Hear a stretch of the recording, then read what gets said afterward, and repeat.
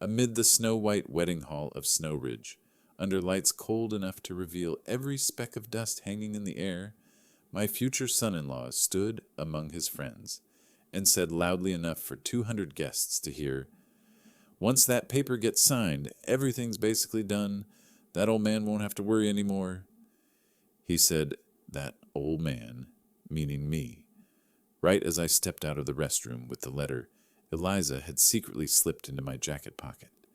"Dad, help me." The sound of a champagne glass falling behind me made the whole room freeze. No one laughed, no one recorded. There were only stiff, lifeless stares, like ice cracking underfoot. That was the moment I understood.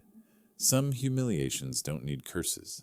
Just one well-timed sentence to expose the true face of someone who thinks he's clever. If this story makes you shiver from familiarity, leave a single dot so stories of justice don't sink into silence. If you want to hear the full journeys like this, follow the channel so you don't miss them, and thank you for staying here with me. I've lived long enough in Boulder to know winters here aren't cold only because of snow. They're cold because of the silence. The kind of thick silence you can hear even when standing inside a house with the fireplace running at full blast. That night, Sunset Creek laid a thin, dust-like layer of snow over the slope leading to my home. The yellow porch light glowed over the slowly falling flakes, looking as if someone was sprinkling salt into the air. I watched that scene through the living room window, one hand on the old wooden banister, the other adjusting the corner of a tablecloth. One last bit of neatness, so the house wouldn't look too plain to the people about to walk in. Though truthfully, I've never cared about impressing anyone after all these years working in estate appraisal. Then I heard an engine. A glossy SUV, shiny enough to reflect the trees in the yard, crawled up the slope and stopped beside my old pickup truck.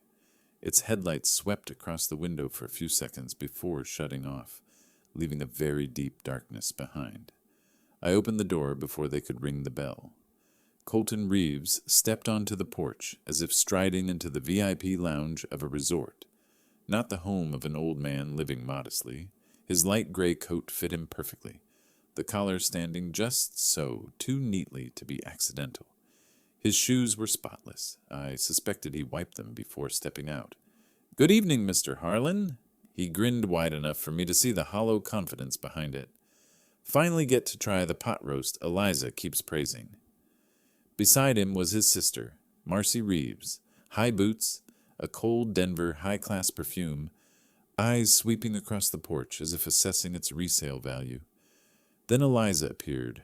Her brown wool scarf still carried the outdoor chill, her cheeks flushed.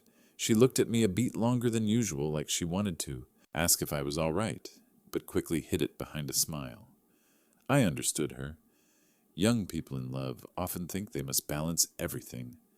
The rest, they tend to leave to fate. Dinner began normally, or normal in the way dinners always go when someone unfamiliar wants to dominate the space. Marcy sat down for less than a minute before she started talking about flipping houses in Texas, while Colton spun the bottle of red wine I'd brought out, inspecting the label as if he were appraising it before drinking. "Let me open it," he said, not waiting for my permission. He stood and looked around. "Where's the opener?" "Buffet cabinet over there," I answered, trying to keep my voice even, but I observed. That's my profession, noticing what no one else pays attention to. Colton opened exactly the drawer where I kept the bait. A few checking account statements with modest balances, some utility bills. Real enough to avoid suspicion, poor enough to excite a predator. He skimmed through them as if by chance, but the hand holding the opener paused for half a second. Exactly half a second. Just long enough for me to hear the dry click of a camera in silent mode. I didn't turn around. I watched his reflection in the glass of the picture frame right in front of me. A small act that said a great deal about a man's nature. Colton returned to the table as if nothing had happened. He twisted the wine cork with practiced flair and poured my glass full to the edge, in that overly polite, subtly disrespectful way young men sometimes mistake for being relaxed. "Mr. Harlan," he began, leaning back, his voice laced with a hint of unhidden pity. You're older now, probably not keeping up with modern investments. I heard Eliza exhale softly, just enough for me to know she was uncomfortable. Marcy let out a small laugh, not friendly and not apologetic. And me? I cut into the potato on my plate, slowly, as if it were the most important task of the night. Maybe so, I said, but I've survived my whole life by knowing exactly what I don't understand. A brief silence. Usually, a silence like that kills a man trying to control the conversation, and tonight was no exception. Throughout the meal, Colton didn't stop lecturing. Private funds in Denver, crypto mining out in Wyoming, and you should let us help optimize these last years of retirement. Each time he said retirement, I saw Eliza subtly pull her hand back. I didn't look at her, but I felt her gentle touch on Colton's arm whenever he crossed a line, the kind of touch meant to tell someone to ease up, a signal an ordinary observer might mistake for affection. But I knew the look behind that touch. It was worry, and that worry didn't used to exist. I remembered clearly an Eliza, 7 years old, standing on my shoes, gripping my waist as I taught her a clumsy waltz. The old yellow lights in the living room glowed against her cheeks, the radio crackling softly in the background. Do you trust Dad? I'd asked. I do, she answered immediately, without needing a reason. Sometimes the past comes back not to be nostalgic, but to warn you, something is wrong. After dinner, Eliza and Marcy cleaned up in the kitchen. I stood alone in the living room, looking out toward the creek behind the house. The sky was covered in snow, fine as ash.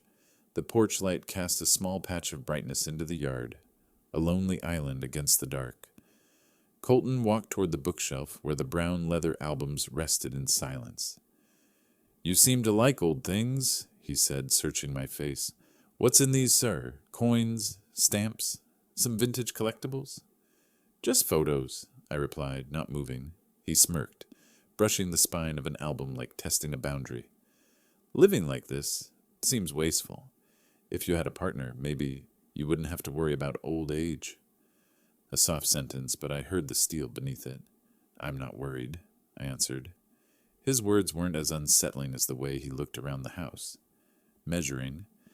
I'd seen that look in countless appraisal sessions, the eyes of someone deciding which items are worth taking and which are fine to leave behind. When they left, the house grew so quiet I could hear my own breathing. Eliza stood in the hallway, a dish towel still in her hand. Dad, what do you think? She asked softly. I looked at my daughter for a long moment. Some questions from our children, if answered honestly, could collapse their whole world. If you're happy, I'm glad, I said.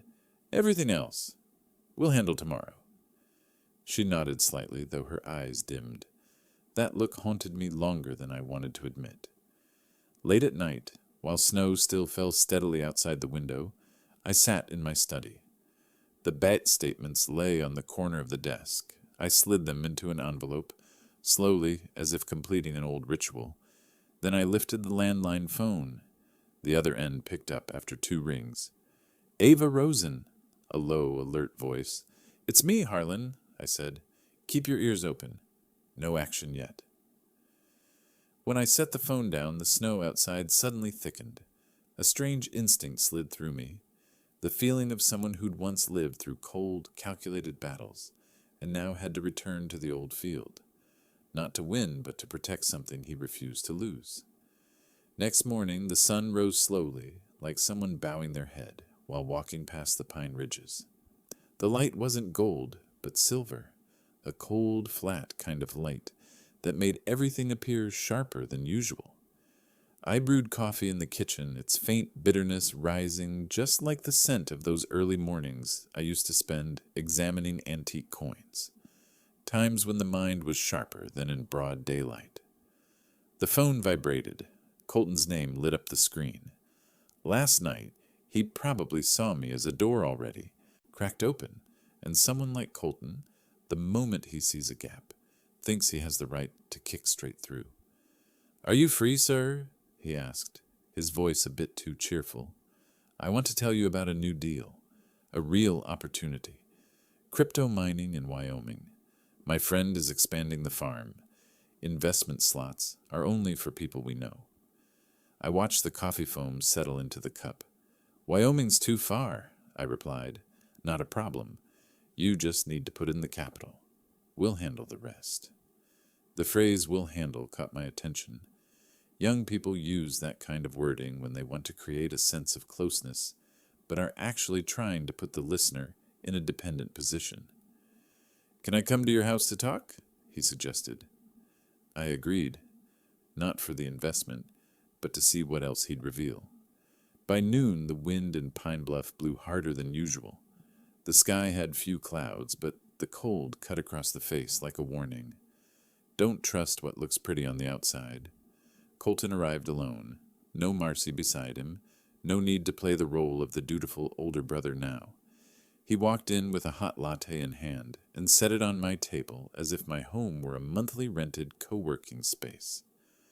Take a look at this for me, he said, opening his laptop and turning the screen toward me. A slide deck appeared, a logo of a company I'd never heard of. Smooth wording, images clearly from stock photos. Everything tidy to the point of suspicion. He launched into his pitch. The farm out in Casper is expanding. Cheap electricity, stable supply, and new machines coming in from Singapore. I can handle everything. You just sign and transfer the money. I stayed silent. When the person across from me keeps trying to speed things up, I slow down. That's how my work has always been. The more beautiful an artifact looks, the more carefully it must be examined. The more urgent a deal sounds, the more questionable it is. He thought I was considering it, so he pushed harder. Then his eyes stopped at the corner of the room, where I kept a walnut wood clock engraved with old designs, a gift from a colleague when I worked for a small museum in Santa Fe. He chuckled. You still keep things like this? Looks like something people only leave behind because they're reluctant to throw it out, not because anyone would actually use it. The sentence was light as wind, but exposed a truth. This man had no idea what real value was. He only understood things with a shiny label. New, flashy, expensive on the surface. He couldn't see depth in any object or any person. Eliza sat next to him, gripping her water glass too tightly. The water inside trembled slightly, as if shaking along with her hands. I saw something wrong. When someone has to hold a glass with both hands to keep it from shaking, they're usually hiding something in their heart. I turned the clock slightly on the wall, just enough to glance at Connor's eyes, the colleague who'd carved it before he passed. This, I said slowly, was made by hand, not by a machine. Colton shrugged. But who cares now, sir? This is the age of digital assets. As he spoke, he turned back to the laptop and opened another tab, neon purple and full of blinking price charts. He didn't know this, but just by looking into his eyes, I could tell he could not distinguish lasting value from fabricated value. That's not a flaw of youth. That's the flaw of ambition without roots. I'll send you the PDF contract, he said. Look it over, and I'll guide you through signing it. Early investment makes a profit. Eliza pressed her lips together. Her glance wasn't supportive. It was pleading, begging me to refuse, but unable to say so. I didn't refuse. Not yet. In my line of work, if you want to know whether a piece is real or fake, you must never touch it too soon. You wait for it to reveal itself.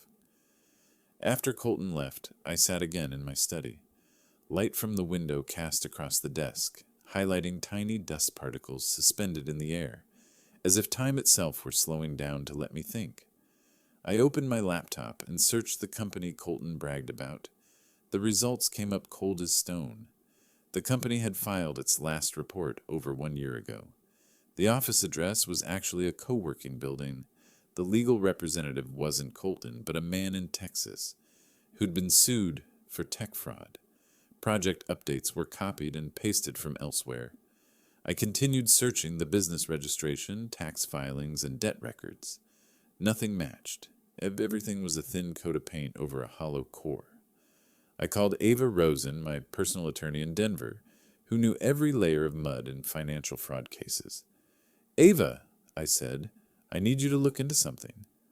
I sent the link and the company name. In less than a few minutes, she called back. "You know what?" Her voice sharper than usual. "He submitted 3 guardianship applications for elderly individuals in Arizona. All 3 denied due to lack of evidence and signs of non-transparency." I closed my eyes. For a moment, I heard the wind outside the Pine Bluff Valley. It blew hard, like something invisible warning of a coming storm. "Why would someone apply for guardianship that many times?" Ava asked. "I know why," I said, "but it's not the time to say it." Even the best appraiser never delivers a conclusion before the light is sufficient. I wanted to see what other seams Colton would expose, because sometimes the fastest way to unmask a liar is to let him speak one more time. Evening fell quickly in the mountains. Outside, clouds gathered into a long slate-gray band. I leaned against the living room doorway, watching snow drift sideways under the porch light. A warm yellow glow touched the pale sky, creating a strange, beautiful contrast. Every time I saw that scene, I remembered an old principle in my trade. Not everything that shines is valuable, and not everything dim is worthless. Colton belonged to the first group, Eliza belonged to the second, and tonight, for the first time, I felt it clearly. If I didn't act, she would be the one to lose first. Night in Estes Park has its own kind of cold. Not the skin-splitting cold of Wyoming, not the bone-deep cold of Aspen, but a still, hushed cold, like someone had opened a door leading straight into the emptiness behind the mountain range. There was no wind, yet every breath turned to mist. I leaned against the truck bed, listening to the soft crackle of snow landing on the frozen pavement. Colton had arranged to meet me here, saying he wanted me to meet the Wyoming partner to discuss the crypto mining deal. He sent the address of a cafe on the way up the ridge. Small place, dim lights, half the sign burned out. I arrived first.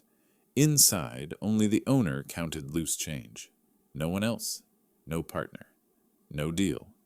Just a wooden table gleaming under a weak yellow bulb that looked like it was straining under the weight of the surrounding darkness.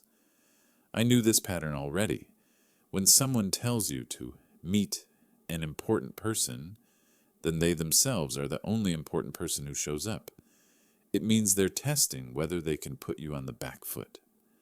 10 minutes later, Colton walked in, brushing snow off his shoulders, breath spilling out in long, smoke-like streams. He smiled, quick, shallow, never reaching his eyes. "My partner just called. His car's stuck on the pass." "Snow's too thick," he said, as if that were obvious. I didn't answer. I looked out the window. The snow wasn't nearly that thick.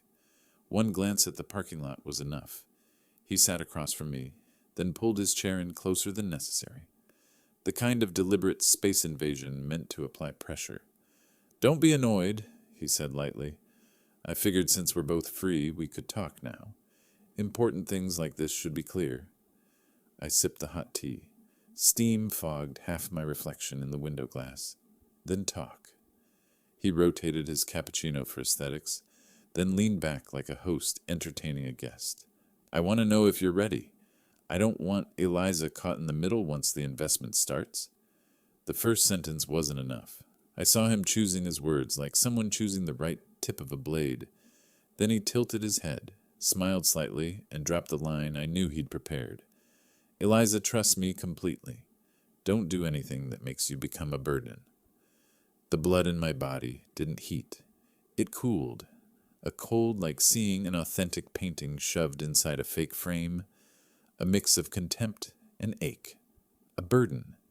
Someone who hadn't known me even 2 months dared say that to the man who'd raised Eliza for 28 years. Dared touch the deepest bruise of any father, the fear of being replaced, pushed to the edge of the child. He loves. I set the cup down deliberately, slowly. A burden to whom, exactly? "You know what I mean," he replied, twisting a silver ring. "Eliza's my future. I want everything to be smooth. If you cling to old ways, I'm afraid you'll be a little outdated for how things work now. How things work now. He used the phrase like a noose, thinking one gentle tug would silence me. I looked into his eyes. No sincerity, only the shine of someone who sees others as resources waiting to be mined. Do you care about Eliza or about what comes with Eliza? I asked. He smiled, and in that smile I finally saw his true nature, a tiny flicker of disdain, sharp as the edge of a sheet of paper. What kind of man do you think I am? He asked, pretending to joke. I don't think, I said. I observe. A flicker of irritation crossed his face, gone as fast as breath. Outside, the wind picked up. Pine branches scraped softly like dry fabric rubbing together. Snow streaked the window in thin, needling lines, forming a white curtain. The cafe felt sealed off from the world, a small lockbox holding two men and a truth just peeled open. Colton leaned forward. Let me be blunt, sir. Eliza will take my side. I know how to talk so she understands. Don't make things harder. In other words, he believed he could pull Eliza away from me any time he chose. Not a threat, a declaration. I understood what he wanted. Not crypto, not a Wyoming farm, not investments. His target was control. And to gain it, he needed Eliza to believe I was a man with no value left. I turned my cup slowly, watching the spiral of steam unravel. You know something? I said quietly. I used to stand in evaluation rooms, looking straight into the eyes of people who thought they could fool an entire museum. They all shared one trait. He raised an eyebrow. What trait? Thinking they were smarter than everyone else. He laughed, but the sound shattered instantly against the cold air. You're overthinking this, he said. I'm only trying to help you make more profit. Eliza and I will handle the rest. I watched him for a long time, long enough for him to grow restless, eyelids blinking faster, fingers tapping the table. I'll think about it, I said. Things that need time. I'll give time. He stood, pulling on his coat. Fine. Think fast for me. Opportunity waits for no one. He stepped toward the door. A gust slammed a spray of snow into his face, making him flinch. The yellow porch light stretched his shadow across the white road. Not the shadow of a confident young man, but a long, uncertain silhouette of someone walking a path he didn't know he'd already taken wrong from the first step. When he disappeared, I stood and touched the table where his cup had warmed the wood. His words still echoed, Eliza trusts me completely. Don't make yourself a burden. He was the first stranger bold enough to say that to me. He saw me as nothing more than a barely open doorway he could slip through, and he believed his quiet maneuvers were hidden in the dark, as if I didn't see every lock he was testing. But he forgot one thing, to rob a house. You must understand the owner first. Driving away from the cafe in Estes, I opened the truck door and mountain wind rushed in, carrying the smell of dry pine and the metallic hint of incoming snow. I drove the long, descending road, streetlights streaking across the windshield like broken brushstrokes. The closer I got to Snowridge Lodge, the clearer the memory of the cafe became. Colton's face under dim light, the line he tossed without hesitation, the confidence of someone who believed he already controlled the future of others. The lodge lights reflected off the ice-coated road like the glow of a stage already set. I understood. Tonight wouldn't just be a ceremony. It would be a test. And if Colton thought I was walking into this wedding with my eyes closed, he was wrong. I wasn't going to bless anything. I was going to see exactly what he'd been hiding behind that smile. Snowridge Lodge sat with its back against the ice-covered mountain range, a place people like to joke about as the breathing snowbox, because by day its glass walls reflected the blank white sky, and by night the light from the banquet hall shattered into glittering streaks, like stars trapped inside. I stood on the granite walkway, feeling the cold seep slowly through my thick coat. Thin snowflakes brushed my cheek, light but sharp, The kind of warning nature gives someone about to step into a moment they cannot walk back from. Inside, crystal chandeliers cast a cold white glow over every table. Guests murmured, silk dresses brushed against carpet, glasses clinked with a sound like thin glass tapping itself. The beauty was so precise it felt almost emotionless, as if everything was too perfect to hold even the smallest flaw. I saw Eliza standing near the stage, her wedding dress curving softly along her figure, white lace so delicate it looked as if it might dissolve into the lights. She turned when she saw me, her smile flashing quicker than a flickering bulb, and her eyes, the same eyes I'd known since she stood on my shoes learning her first steps, now trembling. When the band shifted to the father-daughter song, I stepped forward and held out my hand. Eliza placed hers in mine, so lightly I could have believed she touched me with breath rather than skin. Her hand was cold, very cold. She leaned in close to my ear, her lips still smiling for the guests, but her voice so small only I could hear it. "Dad, help me." We began to turn across the polished wooden floor. From afar, we must have looked peaceful. But within that small distance, I heard her quick breathing, felt the quiver in her wrist, the tiny tightening of her shoulder every time Colton came into view. When we turned near the edge of the floor, Eliza tilted slightly, her lips still smiling to the crowd, but her voice sunk beneath the music. A small folded paper, creased down to half a fingertip, slipped into my coat pocket at the exact moment she spun. So slight that if I hadn't spent a lifetime detecting subtle movements in distinguishing real from forged paintings, I would have missed it. The song ended. I kissed her forehead, then stepped off the floor and walked straight to the small restroom by the hallway. The yellow light was weaker there, but the cedar wood and soap scent made my mind unusually clear. I locked the door, pulled the paper from my pocket. The moment I opened the first fold, I recognized Eliza's handwriting, the handwriting I once held her small hand to teach straight lines. "Dad," they said after the wedding, "they'll take you to a nursing facility to process paperwork. I don't know what to do." The second fold revealed more. Colton said he and Marcy will help me file for guardianship over you. I heard them planning it last week. I'm scared. The final fold. "Dad, don't sign anything. Don't trust them. Please save me." When I finished reading, nothing in me heeded. It sank, heavy as submerged stone. I stared at myself in the mirror. The yellow light traced the wrinkles beside my eyes, as if drawing a line between the father Eliza knew and the father I was now forced to become. When I stepped back into the hallway, the banquet noise still swelled, but the laughter no longer reached me. The tall glass wall behind Colton reflected the lights onto him and his crowd, a sharp white sheen like thin blades, highlighting every theatrical gesture he made.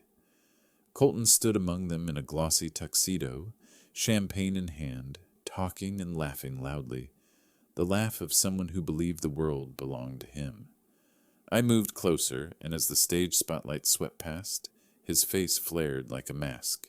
He raised his glass, nodded to the friend beside him, and said loudly enough for me to hear, "Just a few weeks, and everything will be in my hands."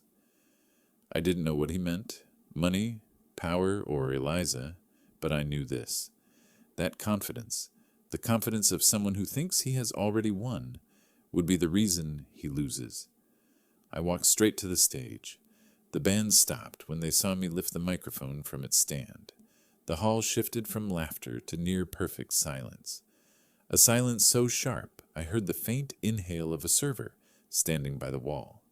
The lights narrowed and centered on me. In that moment, no one held up a phone, no live streams, no whispers, only a strange tension expanding through the room like melting ice. I spoke slowly, each word clear. "This ceremony ends here." A soft sound, someone's champagne glass slipped, hit the carpet, and rolled to the leg of the nearest table. No one bent to pick it up. I turned toward Eliza. "The bride comes with me." Eliza froze for 1 second, then stepped down from the stage. her dress brushing the floor like a white cloud finding its way out. Her face was tight but unbroken. The trembling in her was gone, replaced by resolve. Colton's mouth fell open as if slapped by cold air. "What do you think you're doing?" I looked at him. That was all. The look alone stopped whatever words he thought he could throw. Marcy stood behind him, her silver-dusted dress shining like metal foil cut by a deep blade. She stared at me, then at Eliza. "Harlan, you can't—" I walked on.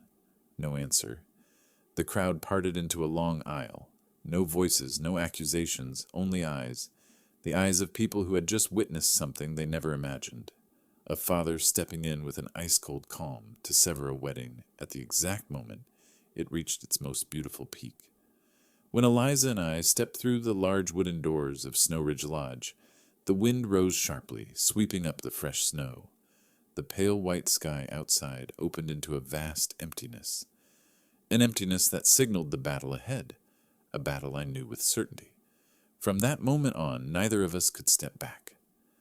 The wind from the Snowridge slope slapped straight into my face as I opened the car door for Eliza. She slipped into the passenger seat, both hands gripping her shawl, as if letting go would make everything shatter. I walked around the front of the car.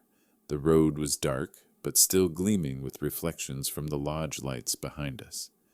When I closed the door, the whole world shrank into the narrow cabin. Just the uneven sound of Eliza's breathing and the fine snow tapping on the roof. I didn't start the engine right away. We sat in a thick silence, like mist that hasn't lifted. Eliza bowed her head, mascara smudged slightly under her eyes. From that angle, she looked exactly like the 7-year-old she once was. The day she stood on my leather shoes, arms around my waist as she learned her first steps. No one imagines life can loop back in such a cruel way. I spoke softly. "Just say it, sweetheart. Don't worry about the words." Eliza swallowed, her chest rising as if she were trying to hold back a reservoir behind a thinning dam. "Dad, I'm sorry." "There's nothing to be sorry for." "There is. I didn't see it. I don't even know where to start." She covered her mouth, and then the words broke out like a rope pulled to its limit. "Dad, it started 3 days ago." I stared through the windshield. The headlights glowed over the snow-covered lot, blurring into smeared halos like scraped memories. Eliza inhaled and spoke, each word like a needle piercing the same spot. "That day I went to Colton's apartment to finalize the schedule for the wedding. I went into the bathroom to fix a stuck zipper. The door was closed, not locked. I heard him laughing and talking to Marcy. I kept my hands on the steering wheel but didn't turn toward her, so she wouldn't see how tightly I gripped it. They thought I couldn't hear. Colton said, he said once the wedding was done, everything would be within reach." Her voice trembled but didn't break. "He said, if the old man is in a nursing home, everything is legal. Guardianship goes to Eliza. We just need him to sign a few papers. After that, I want full financial control." I closed my eyes for 1 second. Not long, just long enough to picture Colton drawing the future he believed he deserved. My breath felt colder than the mountain air. "Eliza, you heard that clearly?" "Every word, Dad. Every word." I turned to her. Eliza's eyes were red, but behind them was a sharpness, like someone had finally unlocked a truth she'd been afraid to face. "What about Marcy?" Eliza nodded, then continued, her voice so small it seemed meant only for the shadows inside the car. "Marcy said they needed a way to make you sign a temporary authority transfer. I heard her repeat what Colton said. He'll sign if he thinks it's for Eliza. Old people trust easily." Eliza's shoulders curled inward, as if trying to shrink away from the echo of a sentence that had stabbed into her family's spine. "I stood in the bathroom, Dad. My hands were shaking so much I almost dropped my phone. I didn't want to believe it, but the way they talked, Dad." She cried, not with sobs, but a silent kind of crying, the kind that tightens a parent's chest like a belt. I reached over and placed my hand on hers. the same hand that once fit entirely inside my palm, now trembling like a thin leaf. "You're not wrong," I said, each word steady as stone being laid. "You just loved the wrong person." Eliza cried harder, but it was the sound of someone finally loosening the rope around their throat. No shame left to hide. "Dad, I chose the wrong man. I was so stupid." I shook my head. "No, you trusted someone with a good heart. The fault is with the person who exploited that." I felt the moment her heart cracked and slowly knit itself again. Right here, in this cramped cabin, her breath fogging the glass. Eliza wiped her tears, leaning slightly toward the seat, as if a weight inside her had fallen to the floor. "Dad, there's one more thing." I waited. I heard him say, "If Harlan resists, we can make the court believe he's incompetent. All we need is the right evaluation." That sentence was cold as a slab of stone. I felt it drop to the bottom of my chest and settle there. I looked at Eliza for a long time. Long enough for her to see that my anger wasn't aimed at her, but directly at the man who planned to lock me away like a temporary asset. "Eliza," I said, voice low but certain, "from now on, you don't have to be afraid. Nothing you've told me tonight will disappear." She nodded without speaking. Her eyes fell to the small photo clipped to the dashboard, the picture of her at 7, standing on my old leather shoes, arms stretched like a bird learning to fly.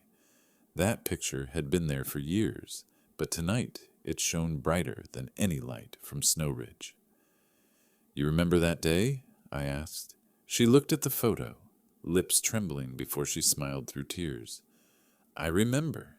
You said if I was scared of falling, I should step onto your feet. You'd hold me up." I drew a long breath. "Same now. You slipped off your own shoes for a moment, but you never slipped out of my hands." Eliza rested her head on my shoulder like she used to as a child. The cabin shrank, not from size, but because emotion had filled every remaining inch. We sat like that, letting our breaths blend and our pain drain away with each slower heartbeat. Then I turned the key. The headlights brightened the snow ahead, opening the long road before us. The road I would walk with everything a father can summon to protect his child. Colton wanted humiliation for others. He would have it, but in a way he would never see coming. Next morning, the first light filtered through Evergreen's thin veil of mist, landing on my windshield in pale, washed-out streaks. I parked in front of the Evergreen Chronicle, a 3-story red brick building, not large but always lit early. I hadn't even taken my hand off the steering wheel when the door opened, and a gray-haired, broad-shouldered man stepped out with a paper coffee cup. It was Gordon Hale. Ava once told me, "Want to dig through the mud of a man? No one does it faster than Gordon." Now I understood why. He nodded at me and pointed to the cafe on the corner, his voice rough like sandpaper. "Over there, they make espresso strong enough to keep you awake while I tell you things that won't go down easy." We went inside, and he didn't waste time. The moment we sat, Gordon opened his laptop and set a worn leather notebook in front of me. "You want me to dig into Colton Reeves?" he said. "I started at 3 in the morning. I frowned. "That fast?" "Not fast," he replied. "His footprints are just that deep." He flipped open the notebook, each page like a cross-section of a dark layer Colton thought no one would ever reach. "I don't need illegal insiders," he said. "Just public records." Then he began. 1. Tax line. Texas, 3 years ago. $42,800. Not cleared. Shifted to inactive collection because they couldn't locate stable income. I leaned back, unsurprised. A man who bragged constantly about wealth, but couldn't settle a tax lien? That said plenty. 2. UCC filings. Gordon turned the screen toward me. Wyoming filed 2 UCC secured filings for Reeves Innovative Mining LLC, but the LLC dissolved, closed 18 months ago. He looked up. Which means the startup he bragged about to Eliza went under almost 2 years ago. I could almost hear the crack in the shiny, Ah, success mask Colton loved wearing. 3. Court docket. Arizona has that elder abuse attempt you already know about, Gordon said. But here's the part most people miss. The docket includes a financial concern complaint. Someone accused him of approaching an elderly person's assets in a shady way. I said quietly, and this time he wants to do it to me. Gordon nodded, his eyes sharp as a freshly honed blade. 4. Nevada Casino Database. Reeves has a profile in the high roller system in Vegas, he said, voice lowering. Not the kind who plays for fun, the kind who plays to salvage capital. I asked, how much? Gordon tapped a red underlined line. $128,000 in credit line debt. 6 months overdue. The air between us thickened like leftover night fog. Colton wasn't just short on money, he was sinking. 5. Marcy Reeves. Gordon opened the notebook again, turning it toward me. His sister owes $320,000 from 2 failed house-flipping deals in Nevada and Colorado. Her credit score dropped to the low 500s. She's been using prepaid cards to keep transactions off record. Snow outside blew harder, making the windows shimmer like white shards. Gordon closed the laptop, voice firm. I pulled all this from public data. Nothing illegal. He simply left traces everywhere. I asked, what do we need next? He answered without hesitation. His real cash flow for the past 6 months and a detailed timeline from Eliza. Put them together. We'll have intent. I nodded. I can do that. Gordon stood, shrugged into his coat, and left the heavy notebook in front of me like a printed indictment. Ava will call me tonight, he said. Preliminary report will be done in 24 hours. Before leaving, he rested a hand on the back of the chair and said the line I would remember. I dug out the mud. Now you decide how to use it. I watched him fade into the snow, my hand still on the notebook. What he'd handed me wasn't just information. It was a weapon. When Gordon stepped out of the cafe and the curtain of snow closed behind him, I stayed for a few more minutes, fingers flipping through the thick notebook he left. Every page was a crack in the wall Colton built around his life, and the more I looked, the more it resembled a makeshift house on landslide soil, waiting for the first heavy rain to collapse. I took the entire file to Ava's office that evening. She opened each page slowly, like a doctor examining a CT scan of a tumor grown over many years. At the end, Ava said only one sentence. Enough to request an emergency protective order, a TRO, but the court won't grant it immediately. They need at least 2 days. Those 2 days stretched like 2 winters. I kept my phone beside me, slept in short bursts, worrying for Eliza and counting the hours until the court responded. On the second morning, Ava called, "We got it. The court approved." Her voice wasn't triumphant, only resolute, the tone of someone who knows the real fight is just beginning. I set my coat on the chair and stared at the TRO on the screen like the first hammer blow against the wall Colton clung to. The court set a hearing in exactly 1 week. 1 week for Ava to assemble the full map. 1 week for Colton to realize he was no longer standing on solid ground. And exactly 7 days later, I walked down the hallway of Jefferson County Court with Ava and Eliza, the dim ceiling lights stretching into long pale bands, as if the courthouse itself were preparing to shine a spotlight on the truth.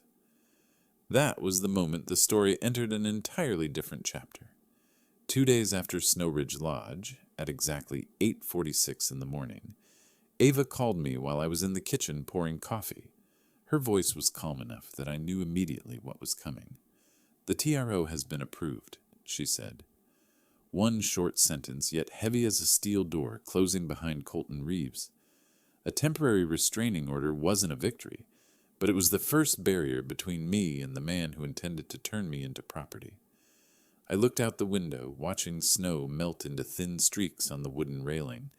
The quietest kind of silence is the silence of the law, just having moved. Ava said, The hearing will be 1 week after the canceled wedding. The court pushed it early because of the elder fraud attempt. I only said, "Thank you." She scoffed lightly. "Don't thank me. Thank the justice system for still having a few people who do their job."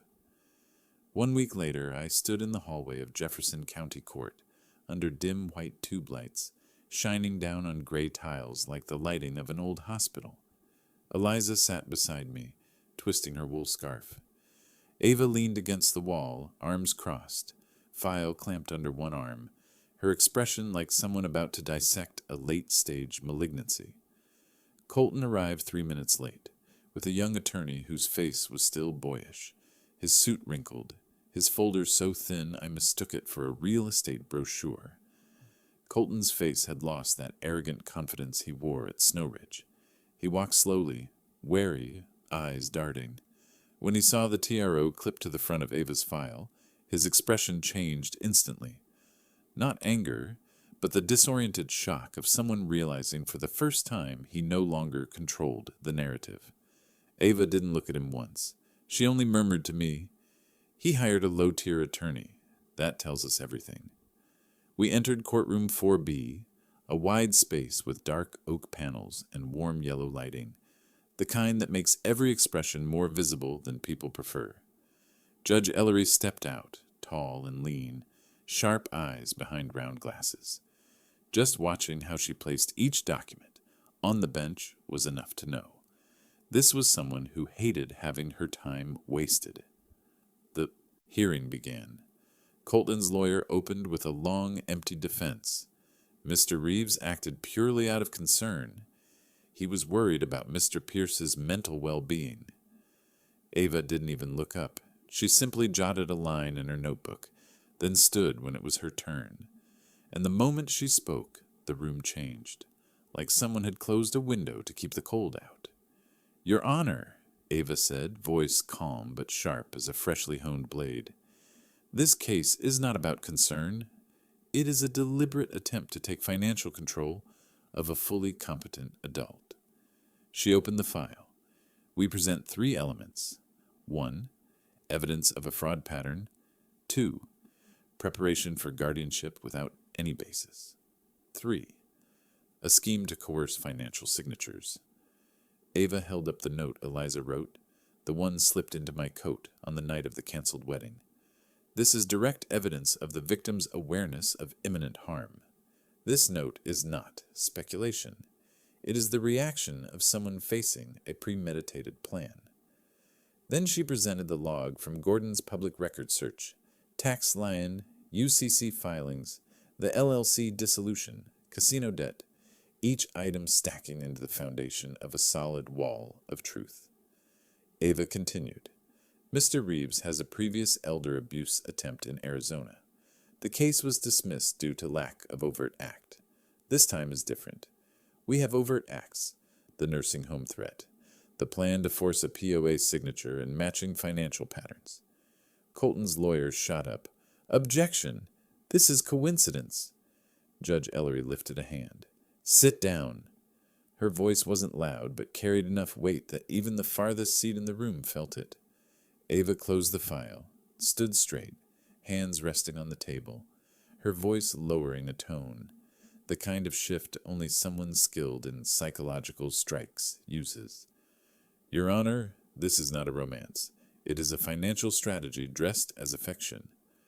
The room fell still. That sentence was not an accusation. It was a diagnosis. Judge Ellery looked at Colton, not for long, just long enough to assess, and enough to make him shrink, as though a spotlight had hit him directly. Then she delivered the line that landed like a heavy coin dropping onto the courtroom floor. "Mr. Reeves, the evidence portrays not love, but a financial strategy." I saw Colton swallow hard. The court clerk's pen froze mid-line. Even Eliza beside me held her breath. One sentence, but one that can redirect a life. The hearing concluded with the court upholding the TRO, ordering Reeves to stay away from me and Eliza for 90 days, and granting pre-discovery so Ava could request documents from his side. When we stepped into the hallway, Colton was leaning against the wall, face bloodless. He tried to speak, but no words formed. His eyes, once seeing me as an obstacle, were hollow now, like someone dragged out of a dream, built entirely from self-delusion. Ava glanced at him for only a second before turning to me. "We're not done." I nodded. "I know." And as I walked out of the courthouse hallway, I heard the wind outside whistle against the glass. A cold, honest sound. The sound of justice being pulled forward inch by inch. Not fast, not loud, but irreversible. 1 week after the hearing in Jefferson County, when I thought Colton would go silent to look for a way out, he did the opposite. He dragged himself deeper into the mud. He filed a lawsuit against me for defamation, damage to reputation in the community. An accusation so weak and baseless that even the court clerk frowned while skimming it. Ava read the file and said only one sentence, emotionless. "This is the lawsuit of a desperate man."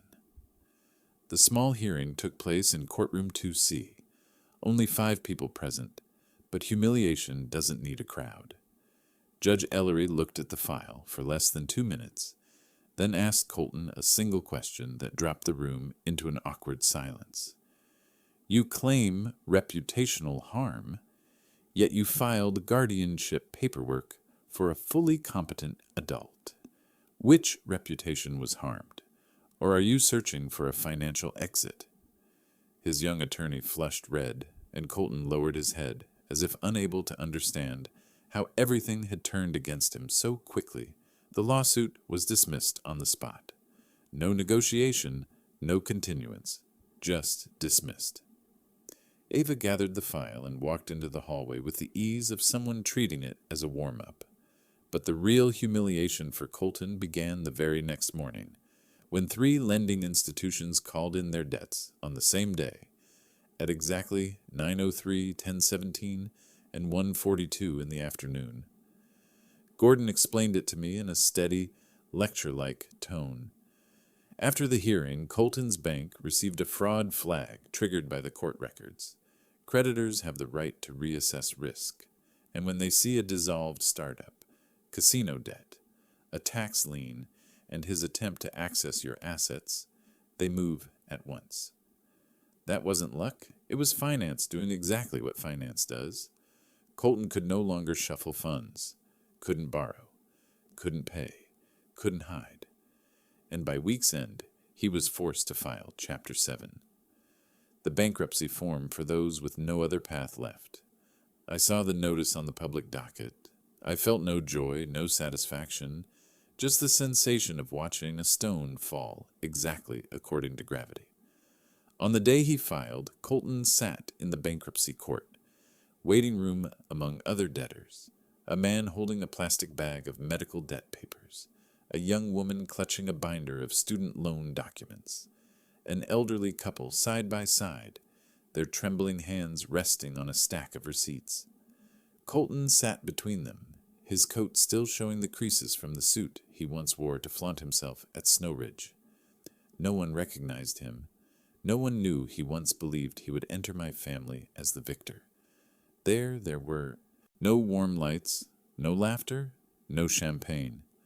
Only the smell of old paper, the hiss of wind through the doorframe, and the eyes of people who had learned to accept a reality colder than any Colorado winter.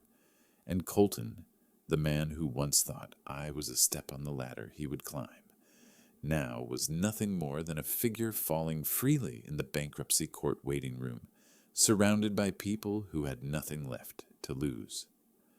1 week after Colton's Chapter 7 filing appeared on the docket, we returned to courtroom 4B for the supplemental examination. That day, the light inside the room wasn't warm like before. The overcast sky made the ceiling lamps cast a white, razor-thin brightness that outlined every feature on every face present.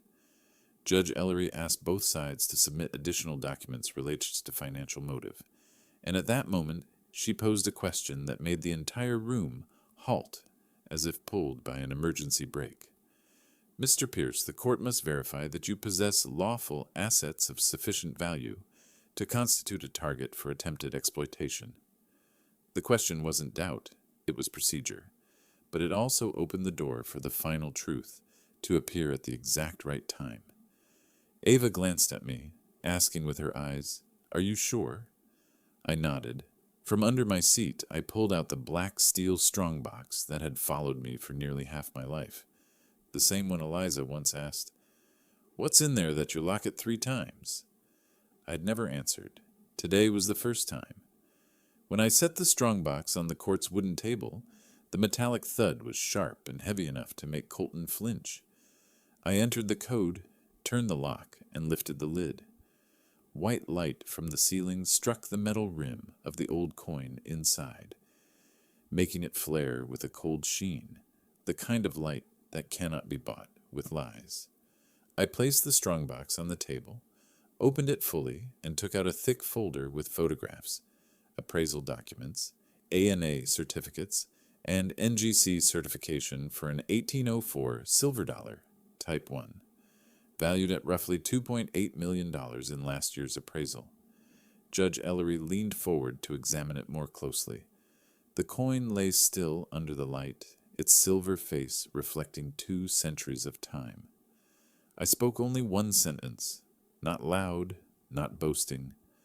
I have been a member of the ANA and a collector of rare coins for over 30 years. This is only a portion of a family collection. Total estimated value is between $42 and $48 million. Judge Ellery looked at me for a long moment, then turned to Colton, not with anger or mockery, but with the cold precision of a silversmith's blade, and she said, each word falling onto the courtroom floor like the second lid closing on Colton's coffin. "He is not poor, he is modest, and you chose the wrong man to deceive." Colton froze, face drained as if all blood had been pulled from him. His young attorney looked at him, then at the coin, then back at me, eyes wide with the realization that the story he had stepped into was nothing like what he thought. When the court granted a 10-minute recess, the hallway erupted instantly. 2 reporters from the Denver Post stood at the doorway, cameras clicking nonstop. One of them whispered a single line that told me exactly what was coming. "Hidden millionaire collector?" 3 hours later, the headline appeared on the front page. "Hidden millionaire collector in Boulder exposes financial predator." I read it not with pride, but with the quiet understanding of someone who knows life does not always need shouting to return justice. It only needs the right light cast on the right object at the right moment. The truth takes care of the rest. Colton stood leaning against the hallway wall, both hands on his head, unable to form a word. He wasn't collapsing because I was wealthy. He collapsed because he finally realized his entire plan rested on a single false assumption. He thought I was soft wood. Turns out I was hardwood, and he never had the tools to cut through me. One late afternoon near the end of the month, the wind from the front range blew hard enough to rattle the wooden nameplate at my front door. I was putting files back into the cabinet when I heard a car stop in the driveway. A short, abrupt, uneasy brake. I didn't need to look to know who had arrived. Marcy stood on the steps, her faux fur coat faded, the hair she once styled meticulously, now limp like a tired layer over her shoulders. She tried to offer a polite smile, but her lips trembled, as if unable to hold together the image she used to wear. I opened the door without inviting her in, simply waiting for her reason. She understood and spoke immediately, her voice hoarse like someone who hadn't slept in many nights. "Mr. Pierce, I need to talk. Just 5 minutes, please." I stepped aside, letting her enter, but I didn't take her coat, didn't offer water. My courtesy had ended the moment she chose to stand with Colton, even if she was his sister. Marcy set a thin envelope on the table. Her hands shook so badly the envelope slid. "The real estate board just sent a disciplinary notice, a 30-day suspension with further investigation." I looked at the envelope without touching it. She continued, words spilling faster as if afraid courage might evaporate. "They said there was an anonymous complaint about my involvement in an improper guardianship plan, and about something in Arizona, and The sentence made me raise an eyebrow. Marcy looked up, eyes bloodshot. Colton once did something similar with an older woman in Arizona, a property case, but there wasn't evidence back then, and the woman didn't want trouble. I stood still, feeling every layer of mud she, as his sister, was dragging up herself. So you knew, I said, each word falling, like a hammer into wood. You knew he'd tried before, and when he did it to Eliza, you stayed silent, you helped, you decorated, you played along. Marcy shook her head violently, as if trying to shake off her own memories. You don't understand. I thought this time he really loved Eliza. He told me that Eliza was naive, easier to guide than the other woman, and I, her voice cracked. I thought he only needed me to co-sign, help with a few things like before. I didn't think he'd go that far. I cut in, not raising my voice, but each word heavy and thick. You're not the only victim, but you let it happen. Marcy staggered as if struck in the chest. She braced herself on the table, head bowed, tears pattering onto the cold wood. It was a humiliation recorded by no one, with no spotlight, no audience, yet far sharper than anything at Snowridge, a moment witnessed only by the truth. I was wrong. I was really wrong, she choked. My brother Colton, he abandoned me. When the board sent the notice, he vanished. No call, no text, not a word. She wiped her tears, but the more she wiped, the more the fractures showed. I came to ask if you could, if possible, say something to the board, that I wasn't the one leading, that I raised a hand to stop her. I don't lie for anyone. Marcy collapsed into the chair, looking like the empty shell of the woman who once walked into Snowridge in a bright dress. I watched her for a long time, then said the final sentence, not to punish her, but as a mirror she could no longer avoid. You're not crying because of conscience. You're crying because now you understand. He never saw you as an ally, only as a tool. Marcy broke down harder, her shoulders shaking like she was folding under the weight of her own choices, a collapse that made no sound except the ragged breathing of someone who realized they had stood on the wrong side for far too long. When she stepped outside, the afternoon sun hit the snow, casting a long strip of light. Marcy's shadow stretched across the driveway, warped, fractured, stripped of the confidence of someone who once believed she was on the winning side. For the first time, a small warning flickered in my mind. Colton was beginning to lose every piece, allies, money, face, and when someone like him is cornered, the next thing he usually sacrifices is reason. The late-season night wind from the western mountain range swept across the small square in Boulder, carrying the smell of melting snow and the echo of a city slipping slowly into summer. I stood before the glass doors of the Ridgeview Cultural Center, where the first fundraising exhibit of the Frontier Integrity Foundation was about to begin. Strange, really.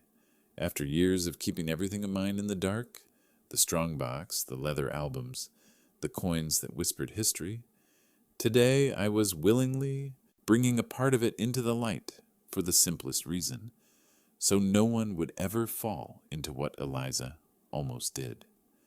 The exhibit hall glowed as if washed in silver light. Display tables were scattered across the room, each holding an artifact I chose with care. An 1804 silver dollar, worth nearly $3 million, 2 Liberty Head proofs, a boxed Mint State Morgan set unopened since the last century, along with handwritten Providence notes from my father. Everything sat beneath anti-glare glass, the light striking their metal edges to create a cold, beautiful shine, like a clause of justice engraved in silver. No one took photos, no cheap gasps, only respect, the kind that appears when people understand value isn't money, but the journey of preservation.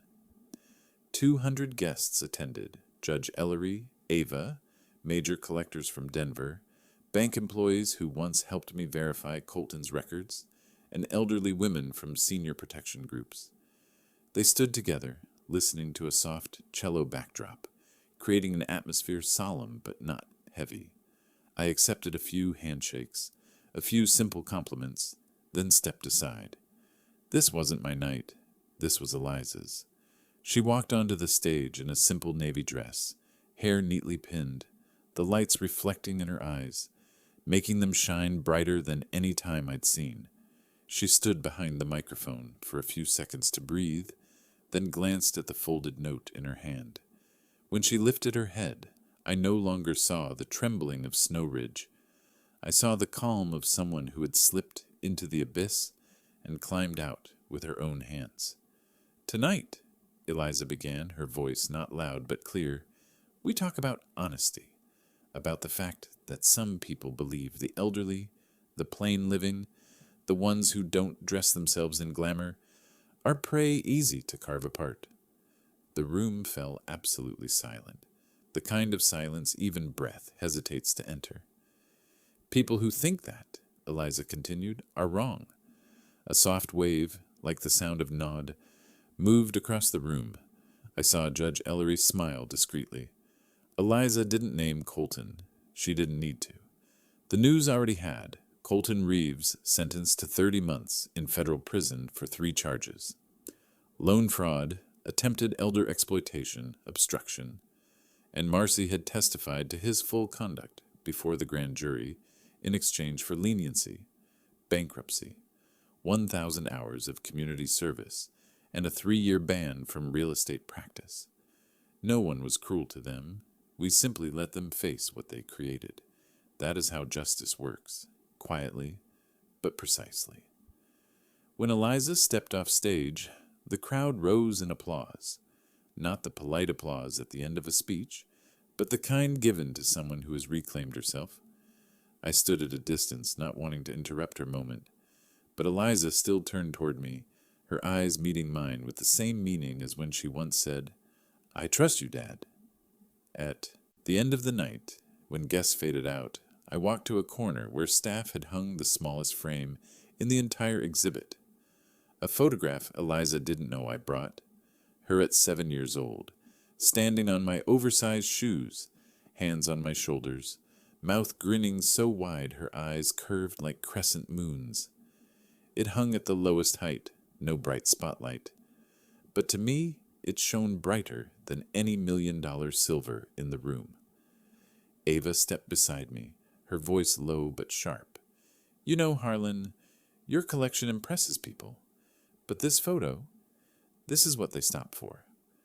I looked at it again. "It reminds me why I did all of this," I said, "because none of these objects matter more than the person in that picture." Outside, the first snow of the season fell lightly like silver ash. I stood by the glass watching Eliza speak with a group of young students about recognizing financial predatory behavior. She laughed more now, no longer avoiding eye contact, no longer holding herself tight to please anyone. She understood the value of boundaries, the truth of trust, and more importantly, she understood that being deceived didn't make her weak. Standing up in the right place made her stronger. I felt peace in a way only someone who has lived through many winters can understand. Some wounds need no revenge. They only need light. And tonight, we had that light. Not from the exhibit lamps, but from the fact that the child who once stood on my shoes now stood firm on her own feet. As I left the center, I kept 1 coin in my pocket. Not the 1804 silver dollar, but a worn-rim Morgan, priceless in a way no market could measure. Eliza held it in her hand when she was 8, a small memory, but the perfect way to close this long journey. And as I shut the car door, I understood. Justice doesn't need noise. Justice only needs the right place, like the silver gleam on an old coin, quiet but never fading. As I drove away from the cultural center, the thin coat of early snow on the windshield reflected boulders, gold lights, like stitches of memory being sewn back by an old craftsman's hand. This story ends not with shouting or loud strikes of revenge, but with light cast exactly where the shadows once lived. Colton paid with 30 months behind bars. Marcy faced the collapse of her own choices, and Eliza stood firm, stronger, calmer, clearer than ever. I have lived long enough to know. Those who see the elderly as prey often forget that life experience is its own weapon, and sometimes silence is sharper than any threat. If this story makes you think of someone once underestimated, exploited, or pushed into weakness without the ability to speak, leave a single dot. I want to know you are listening, and that stories of justice still find their way to the hearts that need them. Thank you for walking this entire journey with me.